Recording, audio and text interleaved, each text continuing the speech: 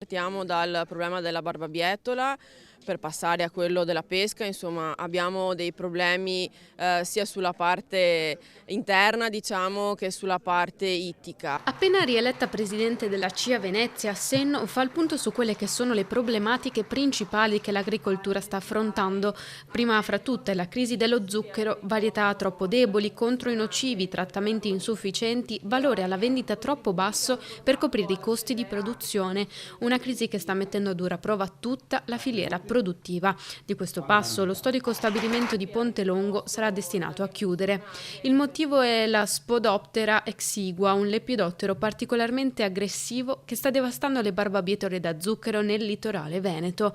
Attualmente mancano fitofarmaci efficaci per contrastare l'insetto.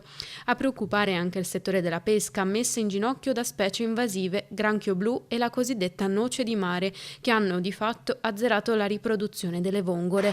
Ma l'attenzione degli agricoltori va anche allo sviluppo del fotovoltaico. Uno dei più grossi problemi che ci preoccupa in questo periodo è appunto l'occupazione del suolo agricolo da parte di pannelli fotovoltaici appunto che andranno a erodere quello che è il tessuto fertile della nostra provincia e che appunto in nome di una transizione energetica rischia di mettere a serio repentaglio le nostre produzioni.